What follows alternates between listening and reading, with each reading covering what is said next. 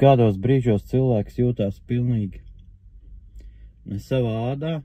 Vairums gadījumu ir piefiksēti tādi, ka pārsvarā cilvēku vidējais slānis, kurš apzinās, kad viņš tiek izmantots, eksploatēts, kad viņam tiek solīta nauda, kur tā reāli nekad nav, viņa nav bijusi. Viņa nozarēs, kur viņa nav nekad bijusi, viņa arī nebūs.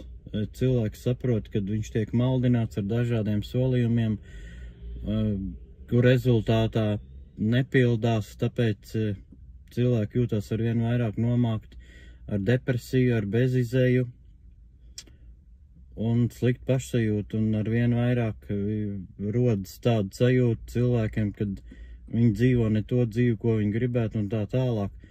Un tas jau ir labs sākums tam, lai sākt mostos un sākt domāt, kas tu īsti esi un kas tu gribi būt.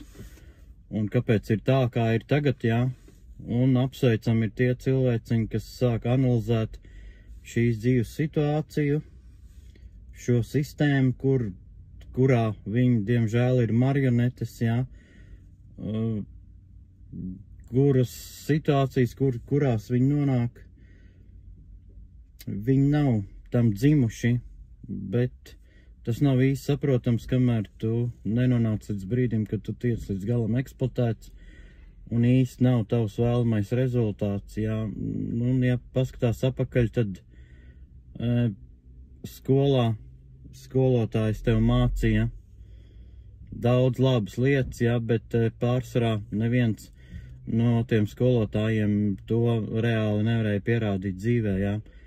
Cilvēks, kas māca, pieņemsim, biznesu, dažādas biznesa stratēģijas, pats brauc, jā, ar sabiedrisko transportu, jā, nu tad saprotams, ka ne jau viņš tev iemācīs kaut ko noderīgi, ja jau viņam pašam ir tā, kā ir, jā, tad tāds naivs, tāds ticības moments mācīties teoriju no tā, kurš praksē to īstenībā nemaz nevar pierādīt, un tad tu saproti, ka kaut kas te nav īsti ok, jā, labi, ka tu saproti laicīgi, nevis tad, kad tev ir pārsvarā visu dzīvi reāli padirst, jā, tā. Neko jau jaunu es nepasaku, bet rezumē jau ir tāds, ka, teiksim, cilvēks ir iemācīts, lai viņš klusē un lai viņš ir vienkārši pakļauts, jā. Jā, ok, ja tas der, tad tā var dzīvot, jā, bet tāds jautājums tieši tev, kāpēc tu esi izvēlējies klusēt, jā, un būt vienkārši nekas, jo tu jau neesi pats nekad bijis.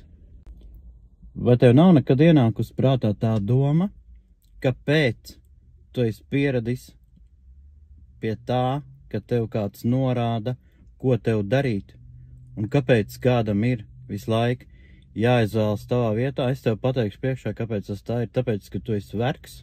Jā, tieši tā. Tu esi vergs, tu esi situāciju vergs, tu esi vienkārši dažādu veidu vergs. Ja tā nebūtu, tad tu dzīvotu, kā tu vēlies. Vismaz tu atļautos runāt, ko tu gribi. Vai tev nav nekad licies, kad, teiksim, tad, kad tu izdomāsi runāt to, ko tu patiešām domā, pārstāt sevi apspiest, un varbūt kādreiz arī rīkoties tā, kā tu vēlies, pilnīgi ignorējot apkārtējo cilvēku viedokli, vai tev neliekas, ka tad, kad tu būsi tam gatavs, kad tas būs stipri par vēlu? Un vislielākais noslēpums, kā cilvēks nokļūst līdz depresijai, ir visbiežāk sastopamais iemesls ir tas, ka tu nevari uzdrīkstēties. Jā, tieši tā, tu to visu vari ierakt sevī, cik dziļi tu gribi, un tur noturēt līdz tādam brīdim, ka tu sāksi lietot antidepresantus, pārvērtīsies par dārzeni, un tā tālāk, jā, un nav citu variantu, teiksim, jā, kad, diemžēl. Un ja jau tu esi tādā stāvoklī, ka tu bieži īsti nemaz nezini pats, ko tu gribi, jā, un tu nemaz negribi zināt, jā, tu esi reāls zombijs.